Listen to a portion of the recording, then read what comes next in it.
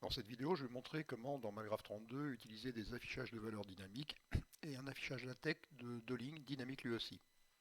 Alors tout d'abord, vous utilisez cette icône nouvelle figure pour créer une figure avec un repère. On va choisir orthonormal. Puis vous déroulez la barre des points et puis vous demandez un point libre à coordonnées entières. Vous cliquez sur la figure. Ce point, je vais le nommer M. À l'aide de cette icône, déplacer un nom, je peux déplacer le nom du point M. Et ce point, à l'aide de l'outil de capture, je peux le déplacer, mais il restera à coordonnée entière. Maintenant, je vais dérouler la barre d'outils des mesures et je vais demander au logiciel de mesurer l'abscisse de ce point dans mon repère. Donc je clique sur l'icône mesure d'abscisse en repère, je clique sur le point M, on me demande un nom pour la mesure, je vais mettre petit x. Je déroule cette barre à nouveau et je demande ce coup-là une mesure d'ordonnée. Je clique sur le point M et comme nom, je choisis Y. Si vous cliquez sur cette icône, modifier objet numérique, vous pouvez voir maintenant que vous avez deux calculs, enfin deux mesures qui s'appellent X et Y. Maintenant, je vais dérouler la barre des points et créer des points par coordonnées. Donc je clique sur point par coordonnées et je vais créer d'abord le point de coordonnées x0x. Voilà, et ordonnée 0. Je valide, je clique à nouveau sur cette icône et ce coup-là je demande le point de coordonnées 0y. Dans la palette de style de trait, j'active le style de trait pointillé, je demande une épaisseur de 2 pixels. Je clique sur l'icône segment et je joins mon point M aux deux points que j'ai créés précédemment. Alors maintenant, en rouge, je voudrais un affichage de la valeur de mon abscisse petit x qui soit lié à ce point que j'ai créé sur l'axe des abscisses. Je déroule la barre des affichages et je clique sur cette icône, affichage de valeur lié à point. Je clique sur mon point là de coordonnées x0 et une boîte de dialogue s'ouvre. Donc je clique sur x parce que c'est la valeur de x que je dois afficher. Je clique sur effacement du fond. Je demande un style d'affichage qui soit au-dessous du point et centré horizontalement. Je valide. Ensuite, à l'aide de l'outil de capture, je peux déplacer cet affichage. Mais comme je suis proche de deux objets différents, on me demande ce que je voulais déplacer. Ce que je veux déplacer, c'est mon affichage de valeur. Donc maintenant, je me rapproche de nouveau et je peux le déplacer. Maintenant, en vert, je vais demander de nouveau un affichage de valeur dynamique. Donc un affichage de valeur lié à un point, qui sera lié donc au point de coordonnées 0y. Ce coup-là, donc, je clique dans la liste sur Y. Je demande un affichage qui soit à droite du point, centré verticalement. Je coche effacement du fond. Toujours avec l'aide de l'icône de capture, là, je déplace cet affichage pour le déplacer un petit peu vers la droite. Maintenant, je déroule la barre des calculs et je vais créer un calcul que je vais appeler 10.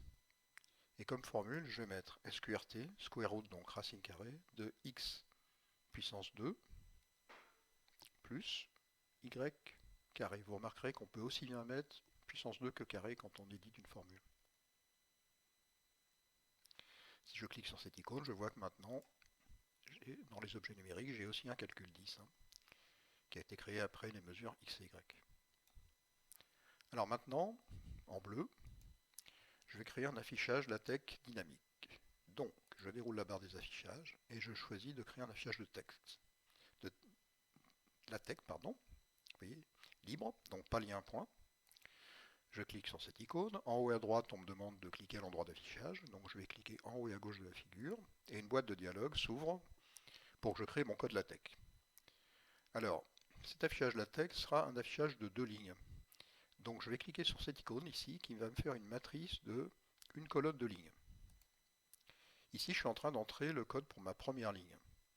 Alors, je clique sur l'icône texte et je vais écrire la distance de O à M est 2 points. Je veux que la suite s'affiche dans la deuxième ligne, donc je clique après les deux anti-slash. Alors, je vais commencer par écrire OM égale. Ensuite, je voudrais un affichage de la formule de mon calcul 10 de tout à l'heure. Donc, je clique sur le bouton insertion de formule. Je demande une insertion de formule de 10. Je clique sur OK. Vous voyez que maintenant, j'ai la formule de 10 qui est affichée. Et je mets un petit espace. Je voudrais maintenant mettre un symbole égal environ. À droite, je clique sur Math. Et ici, j'ai un symbole égal environ. Je clique dessus et ça me met le code LaTeX correspondant, donc anti/approx. Et maintenant, je voudrais insérer une valeur approchée, donc insertion de valeur, une valeur approchée de 10, mais ce coup-là avec 6 décimales. Donc je code sur 6 décimales. Enfin, vous voyez qu'ici, j'ai un virgule 6 pour dire que je veux 6 décimales. Voilà, voilà. Je coche sur effacement du fond et je valide. Alors maintenant, je voudrais un petit peu améliorer cet affichage. Je voudrais aussi écrire racine carrée de la valeur de la somme des deux carrés.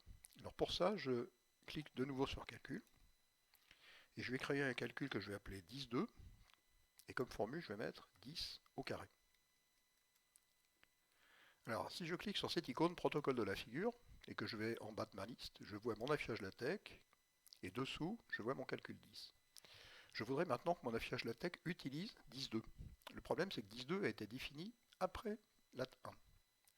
Alors, par exemple, je clique sur mon affichage LaTeX et je clique sur cette icône, à la flèche vers le bas, vous voyez ici, et ça me reclasse mon affichage LaTeX qui maintenant est défini après 10,2. Je peux donc le modifier. Alors, pour le modifier, je fais un double clic sur lat1 et ça m'ouvre de nouveau la boîte de dialogue de création de mon code LaTeX. Je mets mon curseur après for simple de 10. J'écris un symbole égal, un espace. Je clique sur le symbole pour avoir une racine carrée, donc anti/slash SQRT. Et à l'intérieur donc de ces accolades, je clique sur insertion de valeur et je demande l'insertion de la valeur de 10,2. Dernière chose, mon OM est écrit en italique, je voudrais qu'il soit écrit en mode texte. Je sélectionne OM et je clique sur le bouton texte. Voilà. Alors, je ferme ma boîte de dialogue de protocole. Vous remarquerez que ici, par exemple, dans la formule qui est formulée par for simple, le moins 6 est entre parenthèses pour qu'il soit élevé au carré. Si vous déplacez votre point M, vous voyez la formule qui change de façon dynamique, mais vous voyez aussi que quand il n'y a pas besoin de parenthèses, elles ne sont pas écrites. Donc for simple est une fonction très puissante, c'est un code LaTeX spécial MATLAB32 qui écrit la formule correspondant à un calcul ou une fonction sous la forme la plus simplifiée possible. J'espère que cette vidéo vous a intéressé, merci de l'avoir regardée.